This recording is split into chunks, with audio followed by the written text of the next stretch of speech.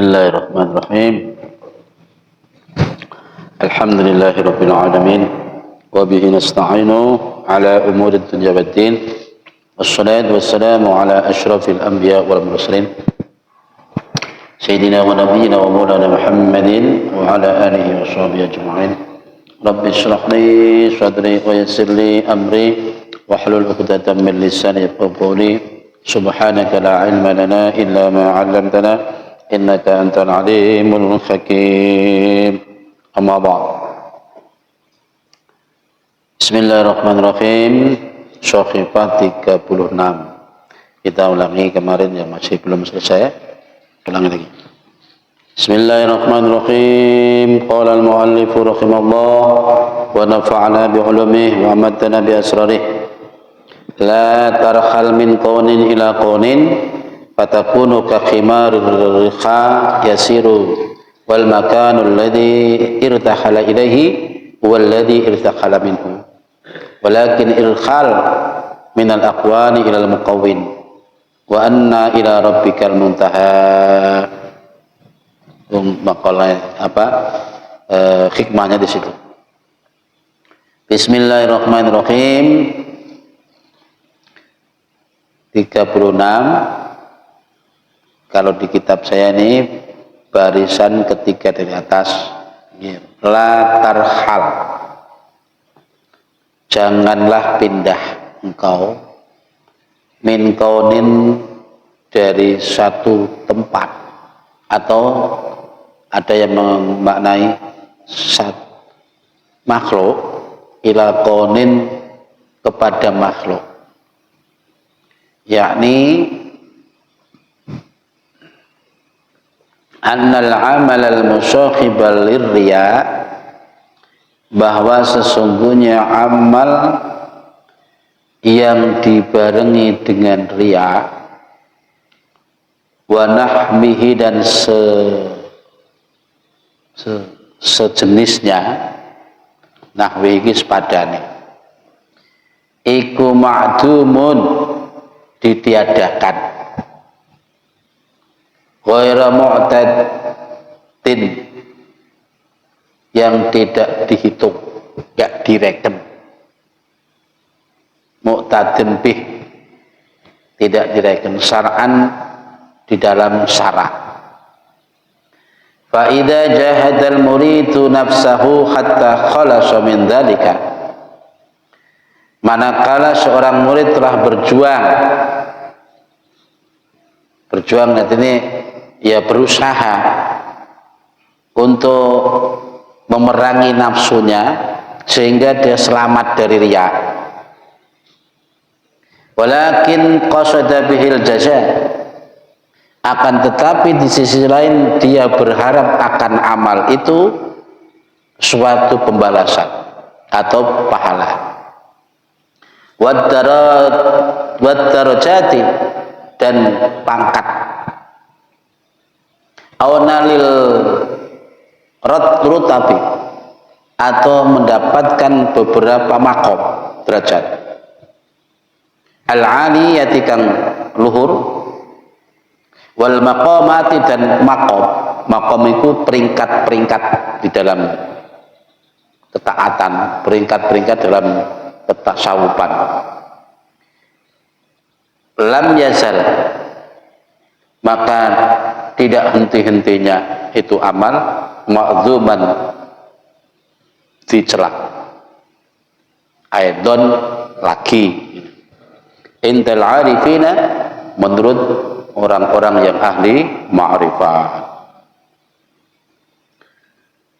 Wal mahmudu, adapun yang dipuji, sedangkan yang dipuji itu gimana?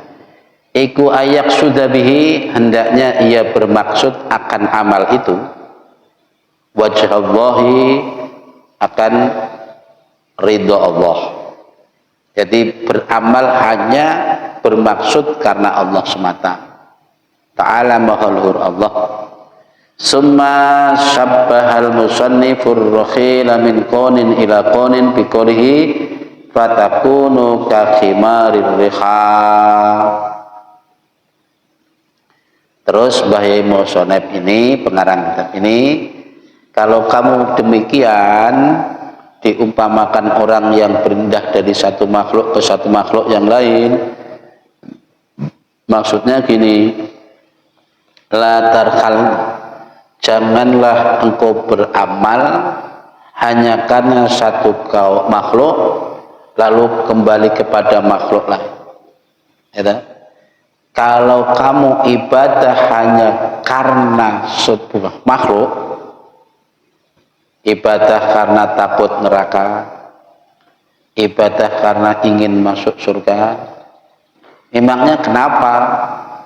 Bayangannya banyak banget, nanti di surga di sana makanan lezat-lezat, tempat yang nyaman, bidadari melayani dan macam-macam. Bayangannya ke situ arah. Itu kan makhluk. Surga makhluk. Fasilitas di surga juga makhluk. Bidadari makhluk. Pahala makhluk, neraka makhluk. Jika ibadahmu hanya kamu tujukan kepada makhluk itu, maka itu sama dengan tidak ada secara syar'inya. Ya, secara syar'inya enggak ada. Oke. Setelah itu mendengar gituan, seorang murid berusaha untuk memerangi nafsunya. Ayo kalau begitu aku ibadah bukan karena itu. Bukan karena itu, bukan karena itu. Ya, nah, bukan karena sombong, bukan karena riya, pamer, bukan karena ingin dipuji orang, bukan ingin mendapatkan gelar, mendapatkan pangkat, derajat. Kadang orang beramal, ya, memang beramal, ingin sesuatu. Mungkin saat itu Allah juga kasih sesuatu.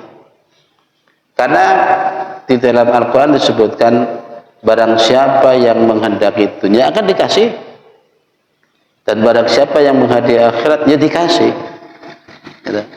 Ono wong maca sholawat sampai puluhan ribu, tujuannya supaya rezeki lancar. Ya mungkin dikasihin ganjaran, dikasih. Ada yang orang yang mau berpuasa sampai mutih, puasa mutih petang puluh dino. Mung harapannya apa tujuanmu pengen jadi wong jaduk. Mungkin bisa jadi jaduk nang donya. Ya ikut tak oleh. Oleh mau ikut tak. Ya. Dan besok di akhirat tidak ada dapat apa-apa. Karena tujuannya itu. nek daluin dunia ya dikeikan Gusti Allah. Diparingi. Ya, tekun salat malam, tujuannya supaya menaklukkan bocah kae, nakluk nggih wong kae. Bisa jadi itu terjadi, bisa jadi terjadi. Dikabulkan ke Gusti Allah. Tapi dapatnya ya itu tok. Besok nek akhirat kira apa? Ya.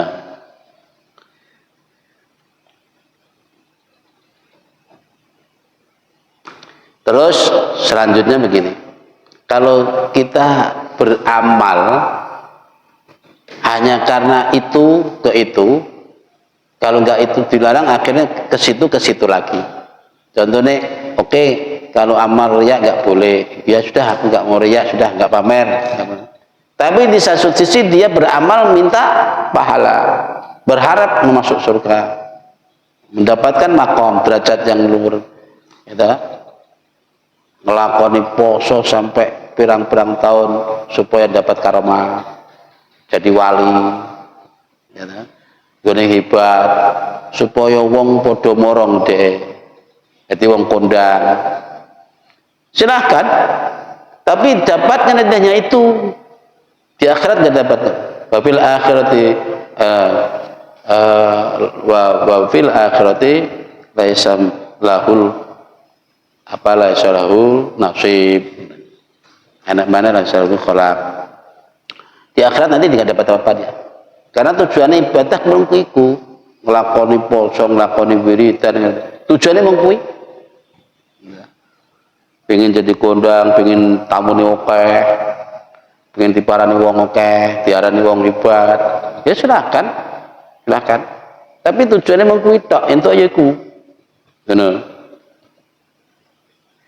Padha karo diibaratkan Mbah Yai pengarang kitab ini diibaratkan seperti khimar yang tukang giling tepung. Kalau di sana di khimar lah keledai, kalau di sini ya mungkin kerbau atau sapi yang biar giling tepung, gilingan tepung atau giling apa nggak tahu biar kan dele itu giling nganggo. Jadi perasaan khimar itu mode perasaannya wis lunga adoh, soal mlaku wis berjam-jam. Ternyata dia berjalan dari situ menuju ke situ lagi, muter. Wong amal sing krana manungsa, krana makhluk yang ngono. Dia terlepas dari riya tapi masuk kepada apa tadi? Ya tadi ujub. Bisa jadi masuk kepada krono menungso, krono apa makhluk kayak swarga, kayak pingin bidadari, pingin iki. Ya itu kan berarti makhluk apa? Iku nek menurut pandangannya wong arif, ya ta? Mungkin selama ini kita beranggapan amal kus okeh. Sholat tahajud wis aktif, wis istiqomah, wiridku wis berang-berang ewu. Nek menurut pandangan wong arif enggak enek popone. Ya. Dalam pandangan orang-orang yang alim makrifat tidak ada apa-apanya. Ya. Karena kayak keterangan yang dulu yang masih sudah lama itu. Ya.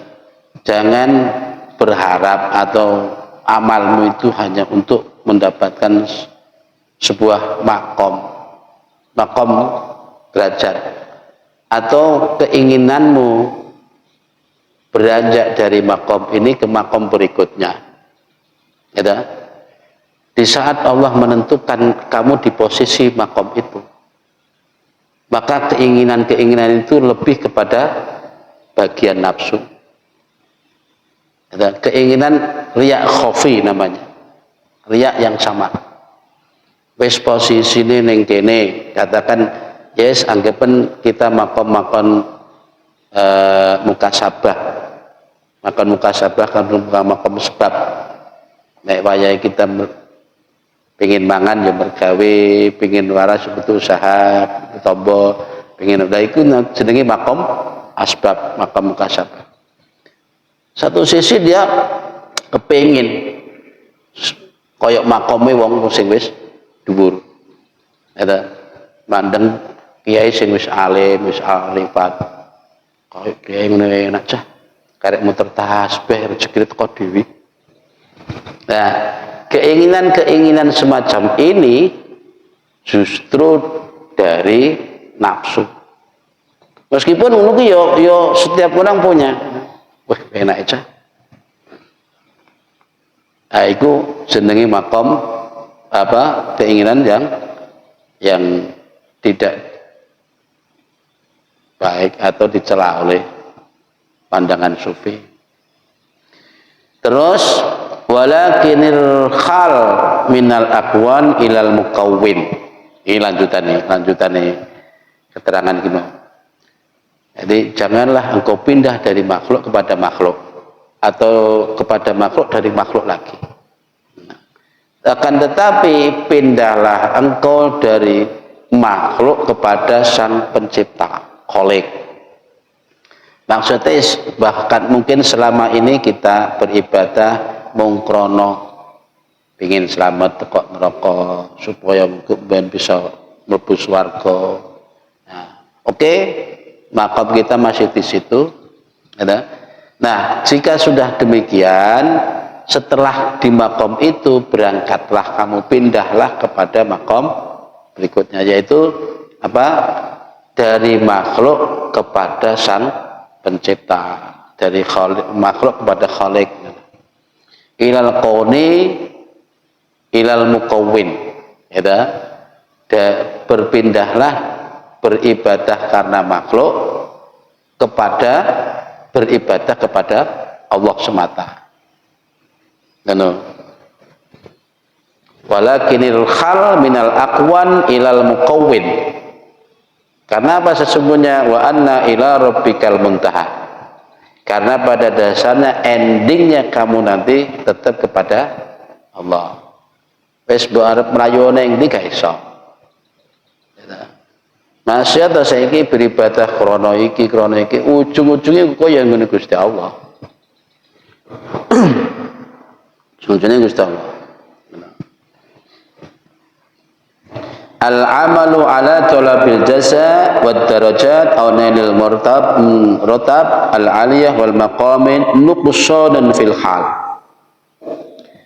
Beramal karena berharap pahala, beramal karena berharap mendapatkan pangkat derajat, beramal karena ingin memperoleh kedudukan yang tinggi, beramal karena ingin mendapatkan sebuah makom. Makom maksudnya kedudukan, berapa makom umum juga kedudukan. Iku nuqsanun fil hal, sungguh sangat tercerah, sudo banget. Nuqsan ini berkurang sekali. Wa syawbin fil ikhlasil amal, dan menunjukkan kalau ikhlasnya itu masih bercampur. Ikhlasnya belum murni. Ya ini ikhlasnya tapi belum murni. Wa syawbin fi ikhlasil amal. Ini di sini disebutkan lagi wangdur ila qaulihi sallallahu alaihi wasallam. Coba renungkan. Wangdur itu lihatlah, bukan hanya melihat, tapi perhatikan betul sabda Rasulullah. Kanjeng Nabi pernah bersabda begini, faman kanat hijratuhu ilallah wa rasulih fa hijratuhu ilallah wa rasulih wa man kanat hijratuhu ila dunya yusibuha aw imra'atin yatazawwajuha fa hijratuhu ila ma hajara ilaih fafham qawlahu alaihi salatu wassalam wa ta'ammal hadzal amra an in kunta dza fahmin. Iki sarane Mbah Musnad. Coba kamu renungkan, kamu perhatikan betul dawuh Kanjeng Nabi. Kanjeng Nabi pernah bersabda, faman kana hijratuhu ila Allah wa rasulih fa hijratuhu ila Allah wa rasulih. Barang siapa yang hijrahnya, pindahnya. Jadi ketika ada perintah hijrah itu pindah. Ya, para sahabat yang mengikuti Nabi hijrah atau yang berangkat duluan, karena Nabi itu ketika hijrah itu ada suasana yang mencekam, ya, rumah Nabi aja dikepung oleh pemuda-pemuda Quraisy karena ingin membunuh Nabi, ya, sudah tahu itu kondisi seperti itu, mencekam sekali, dan orang-orang kafir Quraisy menghalangi orang yang mau pindah dari Mekah ke Madinah. Maka para sahabat dianjurkan untuk berangkat duluan. Ada yang berangkat. Ya, Nabi belakangan. Jadi resiko sedangkan Kanjeng Nabi. Karena yang dicari Nabi, gitu. Yang dicari Nabi. Nah, para sahabat yang saat itu ikut hijrah atau yang menyusul hijrah di kemudian, tidak serta-merta niatnya murni karena menolong dakwah Rasul. Ya. Ada yang hijrahnya karena mengikuti istrinya karena sudah masuk Islam misalnya. Ya. Atau karena ingin mendapatkan istri yang calon istri yang misalnya. Atau ada yang bermaksud pindahnya itu untuk berdagang, bisnis. Ya. Jadi tidak murni mulus karena hijrah pindah berdakwah dengan Rasul. Mereka memang hijrah, tapi ternyata niatnya macam-macam. Ya, maka Nabi ngendikane ngono. Faman kanat hijratuhu ila Allah wa Rasul fa hijratuhu ila Allah wa Rasul. Barang siapa yang niat pindah itu karena Allah dan karena menolong dakwah Rasul, maka nanti dia dapatnya ya hijrah pada Allah. Ingin meningkatkan taraf ibadahnya, ingin berjuang dakwah dengan Rasul, ya. Maka nanti juga akan dapat itu kedekatan dia kepada Allah, ada mendapatkan maqam tinggi di sisi Allah. Nah, tapi faman kana hijratuhu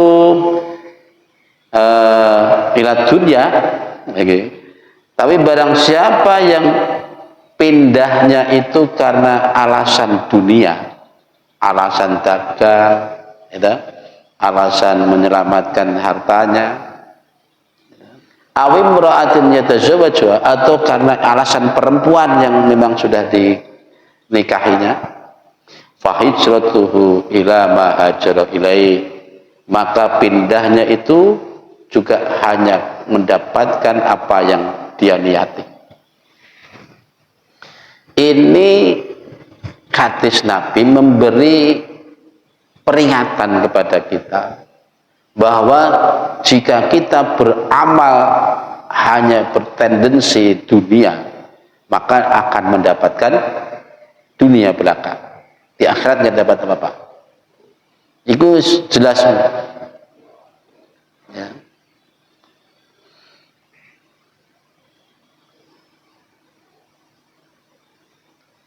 La nasiba lahu minal wusuli wal qurbi alladhi khawda bihi man hajara ilallah wa rasulih. Jadi orang yang begitu, yang hijrahnya karena dunia atau karena sesuatu yang lain, ya, la nasiba lahu minal wusul, maka dia tidak akan mendapatkan makom wusul. Wusul itu sampai kepada Allah. Orang yang selama ini berusaha untuk menuju kepada Allah, ya, tidak akan sampai meskipun ibadahnya tekun, semangat, tapi karena niatnya itu awalnya salah, maka tidak akan mendapatkan usul. Wal qurbi, dan tidak akan mendapatkan makom mutaqarrub, dekat. Jangankan nggak sampai pada Allah, kedekat aja enggak. Nah, ini makanya mulai sekarang kita harus belajar lah, namanya sudah ngaji, dan kita sama-sama belajar. Semua orang pasti melalui peringkat-peringkat itu. Faqaluhu fa hijratuhu ila Allah wa Rasul wa ma'nal irtikhal minal aqwal ilal muqawwin. Artinya Nabi memberi isyarah dengan sabdanya, barang siapa yang hijrahnya kepada Allah dan Rasul, itu artinya seperti tadi Mbah Yai Ustaz mau padha karo wong sing berangkat dari makhluk kepada Sang Khalik. Sing maune ibadahi krana pahala, saiki dibuset ganti wis pokoke ibadahku iki wis mung krana rindane Allah, gak golek apa-apa. Wis urusan kebutuhan, urusan rezeki, urusan kesehatan, urusan umur iku wis ditentukan di sananya. Wis gak ono pengaruh blas tentang ibadah. Ya mungkin njaluke apa to ngono. Muga ibadah iki benar-benar murni karena Allah. Gak usah mikir apa oleh apa. Kuwi cek ana tendensi berarti.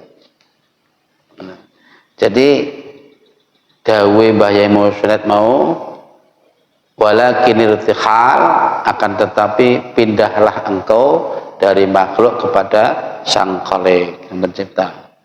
Itu padha karo isyarat dawuh Kanjeng Nabi mau, fa hijratuhu ila Allah wa Rasul.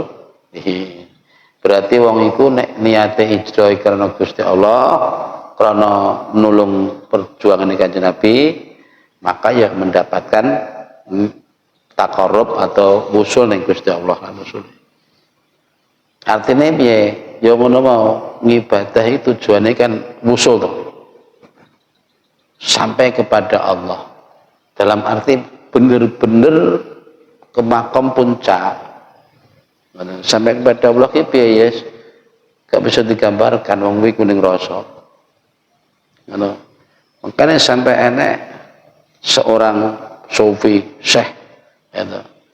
Iku sapa sing nerang niki? Abi Sulaiman Ad-Darani radhiyallahu anhu. Jadi beliau berkata begini, andaikan aku disuruh memilih, lau khuyyirtu baina raq'ataini wa dukhulil firdaus. Andaikan aku disuruh memilih antara 2 rakaat salat, ibadah 2 rakaat dengan dimasukkan surga, maka niscaya aku akan memilih 2 rakaat. Iki. Nek awak dhewe pikirannya kan beda toh. Wong nglakoni 2 rakaat itu supaya dapat surga kok. Saiki wis ditawani surga kok malah njaluk 2 rakaat. Ya. Tapi pemikirannya orang mu'arifat enggak begitu. Ya. Seperti Abu Sulaiman. Kalau aku disuruh memilih untuk melakukan sholat 2 rakaat dengan suruh milih dilebokne swarga firdaus, maka niscaya aku pilih melakoni 2 rakaat. Ada apa dengan itu? Alasannya beliau begini, ya, li'anni fil firdaus yuhdha wa fir rakaataini bi rabbi. Artinya gini, nek aku dilebokne swarga itu kan sebuah hadiah, peparing gitu. Neng kuno kok ya mendapatkan nikmat swarga dan macam-macam gitu. Tapi belum tentu di sana nanti bisa usul berhadapan, bertemu atau melihat, menyaksikan Allah. Tapi dengan melaksanakan 2 rakaat bagi orang yang sudah tingkatan makrifat wis ketemu ya. Melaksanakan 2 rakaat itu padha karo laporan jenenge salat itu kan menghadap. Nglakoni salat itu padha karo menghadap atau laporan. Ya, wis ketemu. Jadi dengan melaksanakan salat bagi seorang yang sudah makrifat sama sudah bersama dengan Allah. Jadi artinya wong mlebu swarga iki belum tentu nanti bisa ketemu Allah. Tapi nek kanggone wong sing wis makrifat nglakoni salat kuwi lho wis ketemu. Karena di situ ada beberapa bacaan yang menunjukkan dialog Gusti Allah karo hambane lah. Karena di situ ada Nur Muhammad katanya. Seperti contoh Assalamu alayka ayyuhan nabiyyu itu toh. Itu kan sama-sama seakan-akan berhadapan. Ya bukan seakan-akan, itu menunjukkan bahwa sedang bercakap. Assalamu alayka ayyuhan nabiyyu wa rahmatullahi wa barakatuh. Semoga keselamatan, keberkahan ya, atas engkau wahai Nabi. Jadi barokah Allah, keselamatan Allah ya, peparing Allah semua semoga atas engkau wahai Nabi. Kanjeng Nabi diberi begitu tidak langsung mau dikekup kabeh, karena Nabi itu seorang pimpinan, seorang yang membawa tanggung jawab atas umatnya ya, bahkan rahmatan lil alamin, bukan umat tak kanggo alam kabeh. Maka jawaban Nabi ada assalamu alaina wa ala ibadillahi sholihin. Ya semoga keselamatan atas kami, kita semua ya, wa ala ibadillahi sholihin, dan atas orang-orang yang soleh, hamba-hamba Allah yang soleh. Itu kan menunjukkan sedang bercakap, berdialog. Artinya sholat kan menghadap. Makanya sangat tepat sekali kalau Abu Sulaiman ini mengatakan begitu, lebih memilih 2 rakaat daripada masukkan surga. Karena orang sudah mendapati halawatul ibadah. Orang kalau sudah sampai kepada nikmatnya, manisnya beribadah, kaya ngono ki mau, misalnya, nggak peduli yang lain. Nah, terus mana waqala Subli radhiyallahu taala anhu ikhdar makrahan bigi ikhdar makrahu walau fi qawlihi kulu washrabu ikhdar makruh. Mungkin maksudnya gini, hati-hatilah kamu dengan makar Allah, baik ancaman, baik itu janji Allah. Karena dalam ayat itu ada kulu washrabu, makanlah kalian, minumlah kalian. Yuridu ngersake sapa Mbah Sibli ay la tastagrik fil khaddi, tegese aja ngentekno sira ing dalem bagiane. Wal takunan baik ana sira fi kulli syai'in bihi la binafsik. Maka hendaknya setelah keadaan jadilah kamu bersamanya, jangan bersama dirimu. Cara bahasane iki ungkapane wong arif lah, jadi susah kita cerna. Jadi kembali kepada konteks di atas, yaitu kita kembali dituntut untuk belajar ikhlas. Ibadah itu sebuah anugerah, diberi kesempatan Allah kemampuan untuk melaksanakannya. Jadi tidak etis, nggak sopan, nggak tahu diri lah manakala kita menuntut dari ibadah itu sebuah pembalasan. Wong kita beribadah saja atas pertolongannya, lalu sudah diberi pertolongan malah minta balasan. Ini kan gak etis. Ya wis pasrah bongkoan, dikai kesempatan untuk beribadah, alhamdulillah. Saiki bayangkan, andaikan kita nanti di akhirat, dikai pengumuman, ibadahmu, sujudmu, zikirmu gak ono paedahe belas. Jadi kowe masuk swarga ki mergo ya rahmati Allah. Masa ngono lah. Setidak-tidaknya kita masih ada sebuah ego, banggamu dari membanggakan iman nggak boleh. Yes, banggaan lah. Andaikan nanti seluruh kegiatan kita ketika di dunia itu disetel, balik disetel karo ning ngarepe pangeran. Kita tidak terlalu malu lah jika biar aku tahu takdir sujud, biar tahu tahu melek bengi, tahu tangi bengi tahajud, tahu zikir. Jadi mlebu swarga iki rada marem umpama dilebokne swarga.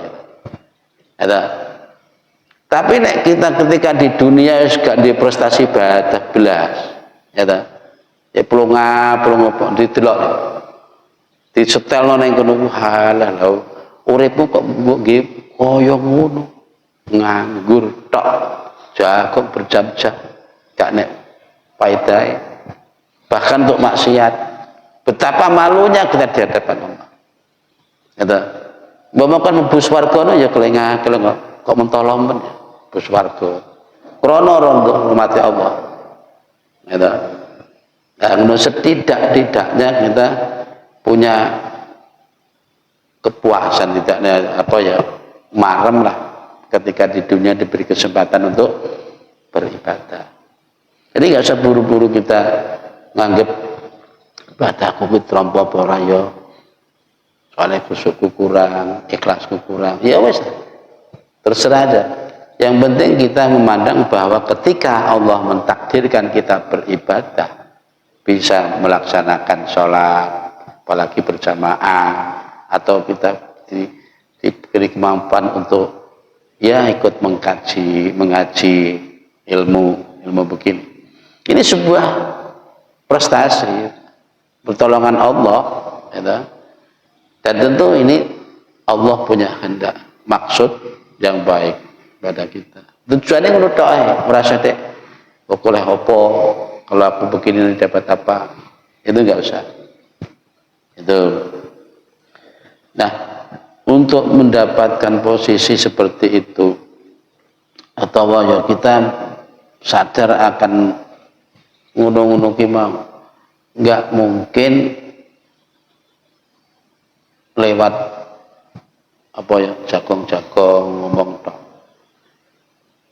Kalau nggak secara begini, dengan cara ya majelis taklim, kajian ilmu, buka kitab, gitu. Akhirnya di situ diterangkan, kemudian kita diberi nur ilahiyah, nur hidayah. Ya caranya ngono ki mau. Proses perubahan itu dari situ. Jadi sekali lagi Bayi Musnab berpesan kepada kita, coba diangan-angan dari Kanjeng Nabi. Faman kanat hijratu ilallah wa rasulihi fa hijratu ilallah wa rasul, dan seterusnya. Nah, itu nanti raba semakin panjang, bahkan termasuk kita datang di sini ini membawa kadar niat masing-masing. Ada membuang waktu yang sama, duduk di tempat yang sama, mendengarkan bareng-bareng. Ini membawa kadar niatnya masing-masing. Nanti di sana ketahuan. Ketahuan. Jadi kadar niat kita itu justru nanti ketahuan. Sebagaimana para sahabat itu bareng-bareng berjalan pindah ke Mekah Madinah, bisa jadi berangkat bareng, tapi niat mereka berbeda. Bismillahirrahmanirrahim. Kemudian wala tashab man la yunhiduka haluhu wala yadulluka ala Allahi maqaluhu. La tashab, janganlah berteman. Iki wis hikmah berikutnya ini. La tashab, janganlah berteman. Man, dengan seseorang. La yunhiduka, yang tidak mampu membangkitkanmu. Haluhu, akan keadaannya. Wala yaduluka, dan tidak memberi petunjukmu, menunjukkan kepadamu, maksudnya ala Allah, kepada Allah, maqaluhu, ucapannya. Artinya ini lah, artinya cara ringkasnya, janganlah kau berteman seseorang yang tingkahnya saja tidak membangkitkanmu kepada Allah. Dan janganlah kau berteman dengan seseorang yang ucapannya tidak bisa menunjukkanmu kepada Allah. Lagi-lagi pada Allah. Wong sing tingkai wae ora membangkitkan kita. Membangkitkan itu enggak memberi semangat kita untuk menuju kepada Allah. Wong sing ucapane wae enggak bisa memberi petunjuk kita akan jalan kepada Allah. Wong ngene surasa dikonconi blas ngono ya. Makanya mbakno kanca ya kudu. Kadang orang beralasan, ya kita ini nerawungi, asalkan kita tahu sikap, bisa tahu.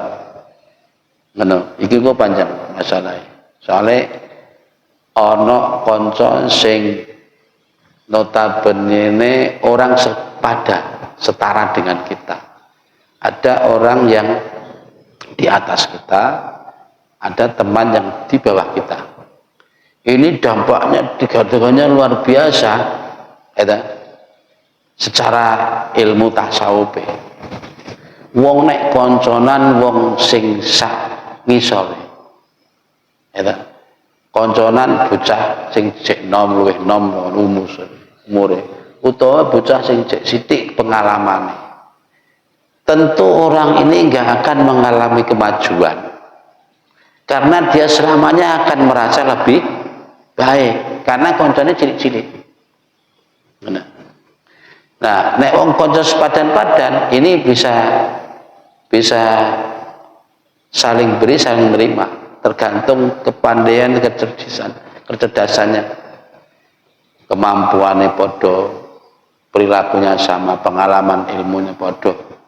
Ya tergantung kita mampu banyak menyerap pengalaman dari teman setara enggak. Ada.